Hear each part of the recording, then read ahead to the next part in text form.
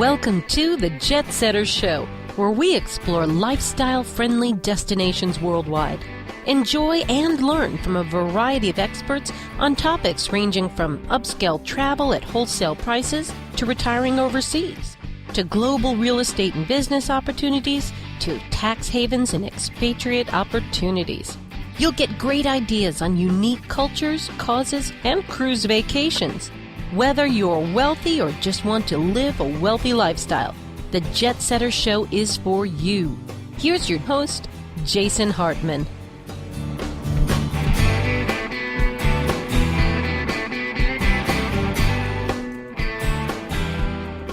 Welcome to the JetSetter Show. This is Jason Hartman, your host, where we explore lifestyle-friendly destinations worldwide. I think you'll enjoy the interview we have for you today, and we will be back with that in less than 60 seconds here on the JetSetter Show. What's great about the shows you'll find on jasonhartman.com is that if you want to learn how to finance your next big real estate deal, there's a show for that. If you want to learn more about food storage and the best way to keep those onions from smelling up everything else, there's a show for that. If you honestly want to know more about business ethics, there's a show for that. And if you just want to get away from it all and need to know something about world travel, there's even a show for that.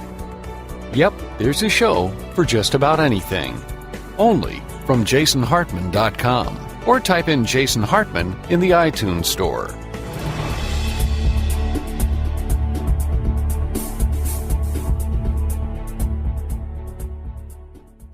It's my pleasure to welcome Todd Sullivan to the show. He is the co-founder of globetrooper.com, and this is a very innovative business model where people come to create trips and find companions and groups and so forth to go on those trips. Mostly oriented toward the more adventurous traveler, but not exclusively, and I think you'll learn some interesting stuff about how to find trips and adventures and all kinds of things. Todd, welcome. How are you? Great, thanks, Jason. It's great to be here. I'm well, and how are you? Fine, thanks. So you're coming to us today from Bangalore, India, one of the real tech capitals of the entire planet, huh? Yes, that's right. It's a refreshing place to be. A combination of a great travel destination and a great place to work and meet people in the industry. Fantastic. And obviously, by your accent, you're an Australian? Yes, born in Canada, but brought up in Sydney, Australia. So similar weather to Sydney, but a much lower cost of living. But we'll be home one day, maybe in the future to Sydney. But at the moment, we're just traveling and working and building the business. Fantastic. Well, Todd, tell us about the inspiration for Globetrooper, if you would. How did you think of it? You probably love to travel, I assume, right? Yes, my partner Lauren and I, we love to travel, and the way we came up with the idea was that traveling, the experience itself, you can have ups and downs, all depending on a range of factors, and it's very rarely about just the destination or about how much research you've done beforehand. And what we really gathered was that it has a lot to do with the people that you're traveling with, whether it's the guide or whether it's your fellow travel mates. And so having traveled with friends and having traveled with family and having traveled by ourselves, we really came to the conclusion that there needed to be a platform where you could build adventure trips, find other like-minded travelers all around the world to join you, and then enjoy that similar interest with those people. And that's how Globetrooper came about. So, Todd, that's fantastic. How long have you been in business with Globetrooper?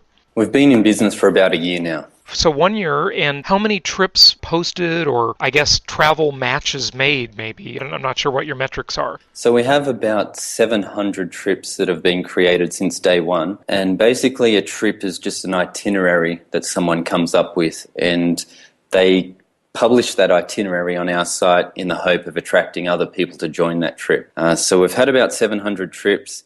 Our most popular trips have up to 40 people that have joined them with the intent of travelling together. And we have a few thousand members at the moment, all who are looking at each other's trips and creating more trips and sharing those with friends and family. And any particular destinations? When I'm looking at the site here, it is, of course, all over the world. One thing that's on my list that I really haven't been able to find a companion for yet is Antarctica. I want to go to the South Pole and check that out, and that's on the list here. Do you have like the most certain really popular destinations? I think it depends on the origin of the traveller. We find that South America tends to be very popular with North Americans. Asia tends to be very popular with definitely Australians, but also Europeans. And then North Africa and the Middle East is becoming more and more popular. And then Sub-Saharan Africa is pretty much just stable at the moment, the typical overland journey that goes through there. My favourite, it's hard to pick just a destination. The idea, again, with Globe Trooper was all about travelling with people, and what we've come to learn with travelling with some of the people from our website and even just by ourselves is that rather than the destination, it's the people plus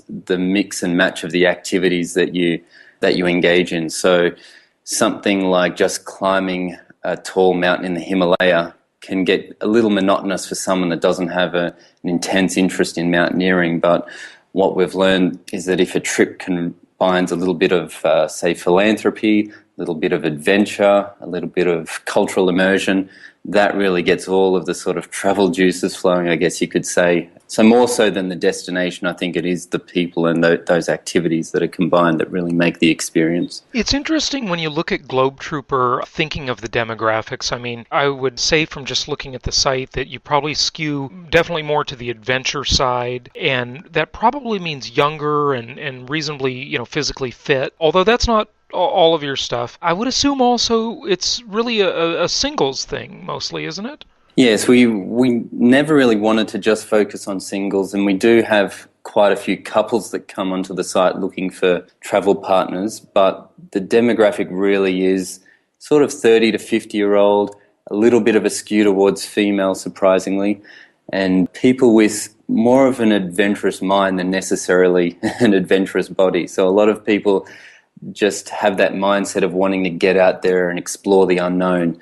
They're not necessarily athletes or anything like that. Some of them will train up to do something that's more adventurous than what they'd normally do, but we find people tend to just go on trips that they've previously gone on, whether it be walking or cultural immersion or mountaineering. And is there an average size group? Is it just one other person? Is it 5 people or 40? I'd say the average group is about 4 to 10 people. We have just completed a trip in India that was 20 people. We have one of our more popular trips that's about 40 people, and only about 15 are actually travelling on that trip. But 4 to 10 is typical. And when these people meet on the site, is there a certain sort of average lead time before a trip? I mean, someone puts a date up there, and I assume they're flexible about that, but do they usually put it up a couple months before or a year before, or what's the lead time? The average would be about 3 months. We have a few that are 2 to 3 years ahead, and some people put 2 to 3 weeks, but I think the most successful are at least 3 months. It gives it enough time for us to market it through social media, for it to become featured on our homepage, and then for it to attract a few people. When any trip goes up, we have a few automated emails that go out notifying people with similar trips that their trip's up, so that gives it a bit of an accelerated rate at first, but it really needs some time because some of the trips are very specific, and to get to enough people to find someone that's interested sometimes can take a while. And just out of curiosity, I thought of another thing as I was listening to you. Is there ever any business component to this where people are looking to do learning retreats or motivational seminars or things like that, or corporate team building stuff? I suppose not, but I just thought I'd ask it. No, and we thought about it when we first built the site. And for example, we had an architecture student who wanted to go around the world and visit some of the what he thought were the most amazing architectural pieces. That didn't quite eventuate, but there is a lot of volunteering, or what they call voluntourism, and a lot of philanthropy. So not quite business, but definitely organised with a specific objective, and that is to either to help a village to, say, build some sort of infrastructure, or just to donate to either children or to whatever group that may be. So there's a lot of that on the website at the moment. A lot of cause-related stuff then. That's great. Exactly, yes. So people go there, and 4 to 10 is sort of the typical size that works well. I mean, are people generally rooming together? They don't know each other. I assume they're mostly just meeting at the destination unless they happen to be traveling from the same city to start with. Yeah, that's right. It's when we talk to most people about the concept, the initial reaction is, what about the dangers of meeting someone just over the internet? And what if they're a serial killer, and what's the protection in place? And there are a lot of questions around that. But in practice, we've found, and we've met a lot of the travelers from our website, in practice, we've found that it's very, very smooth. You pick a cafe, you pick a restaurant or a bar or anywhere, and you meet the person, and within 1 to 2 minutes, you've usually sort of got a bit of a groove on, and you can tell whether you're connecting and whether you'll be able to travel together. A lot of these trips are structured in a way that if you didn't get along and if there really just wasn't a connection there, you'd probably know while you were talking and planning the trip. And even if you didn't, there'd be a way to get out of it. Very rarely are you sort of stuck on that itinerary with that person. And often there's not even any prepayment. So we didn't think that would be the case when we first built the site. We thought that, especially, for example, mountaineering trips, you need to have a certain number of people, you need to have down payments. But the natural, evolution of the website is that the trips are much less structured and much more loose. Their itineraries are anyway. So just to go back and answer your question there, that meeting together, and it sounds in theory like it'd be quite awkward, but we've found in practice it's much smoother than you'd imagine. Well, the meeting, though, only really has the opportunity to take place when the parties are coming from the same origination city. Well, no, when I say meeting, I mean actually meeting to start the trip, not beforehand. So if I'm in Australia and you're in the States and we decide to do a trip together, there's a mini forum on every trip, and we do a little bit of the planning. We talk about the itinerary. We may talk about accommodation, but then when we actually meet at the destination, we've found in practice that if they've got the same interests and they're like-minded and they love travel and they love that destination, we find that meeting is usually very smooth. It is with usually a group of people, so there's some safety in numbers, right? Exactly. And we do have one type of trip that's becoming more popular, and it's just the generic round-the-world trip. So people will put the trip up calling it a round-the-world trip, and then they won't expect someone to join them for the entire trip, but they'll expect to meet up with people along the way. So that's really, that's a new path for the website that lends itself more to just meeting people without too much preparation. And if the connection doesn't work out, well, then it doesn't really matter because you didn't plan to travel with them exactly for 8 months or 12 months in the first place. Right, so those are travelers that are usually buying the one-way around the world ticket, and they get to stop at 12 destinations or whatever it is, and they'll meet this person there and another person there, or maybe several people at each place, and they'll do that through the Globe Trooper website, right? Exactly. And on the road at internet cafes, they'll keep the trip up to date. They'll mention changes to the itinerary and really try and keep in touch with people and understand where they are around the world so they can make those connections. That's fantastic. Tell us more about the interesting trips that you've seen on the site, whether they be creative or whatever sort of makes them interesting, or maybe they're very economical destinations or just great places to go in general. Yeah, sure. So different trips really interest people in different ways. And for me personally, some of the trips that have really caught my attention are the ones that are just very daring and very creative and very unique. And one example, a trip that was put up recently, is an itinerary that involves climbing 3 volcanoes in Far East Russia. And I looked at the area on a map. The person mentioned the mountain range that they planned to climb, and I had a look at Wikipedia, and I just couldn't believe that it was in that very top eastern corner, and it just seemed like such a remote place with such an unforgiving climate and the temperatures there. So something like that really makes me think, wow, like people are just willing to go out into the middle of nowhere and try something quite unusual. Some of the trips like that really border on almost impossible and a little crazy. So recently we had a trip where someone wanted to ship their 4x4 to Vladivostok in Russia on the eastern side there, and they planned to cross. They wanted to drive right across Russia, and they had a few people comment on the trip and mention some of the obstacles they would face. And I think the owner of that trip has made a few adjustments and decided to do it at a different time of the year based on some of the feedback that they got. In terms of other trips, one that I love is the drive that some people do from either Cairo to Cape Town or London to Cape Town, so right down through Africa. We have a few friends of the website who actually have done that route but cycling it. Whoa, that is a long cycling trip. Yeah, it was a 4-month trip. Oh my gosh. But the drive's obviously much shorter and a lot easier for the average person to do. But we've been surprised. We've had, I think, 6 trips now that are roughly that are going to follow that course from Cairo to Cape Town. So that's always an interesting one. Probably the most interesting trip that we've joined, that Lauren and I have joined, was a trip in Peru where we partnered with a local travel company, and the objective was to find a civilization that had basically been untouched by tourists or even foreigners or Caucasians or whichever way you want to put it.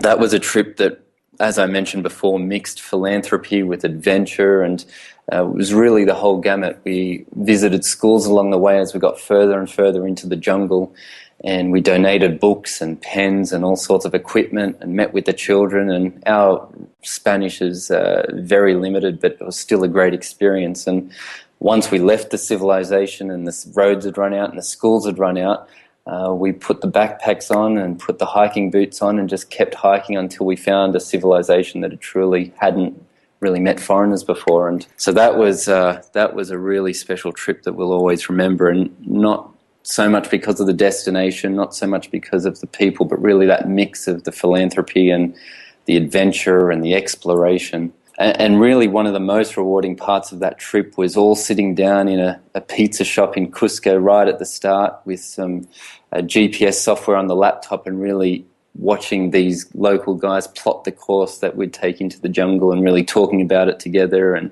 talking about the sort of gear that we'd take in, and everything being so on the fly and really feeling like an exploration more than a package trip. Right. Real adventure. I assume that at some point, Todd, you're going to see one of your customers or members maybe set a world record for something and be in the Guinness book.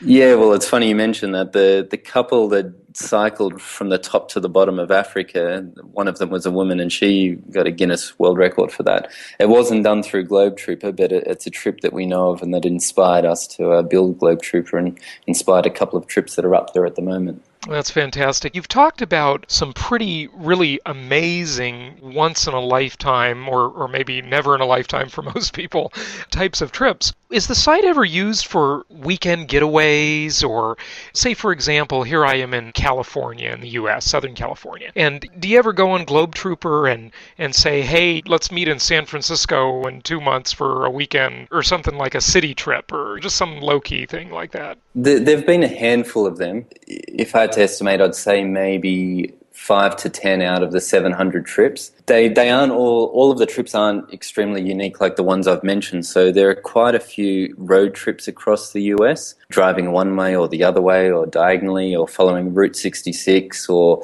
driving to Burning Man. And so there have been quite a few like that, which definitely aren't very dangerous apart from obviously the road, but and also those trips I mentioned earlier about the round the world trips, they tend to be more backpacking and quite safe and quite standard.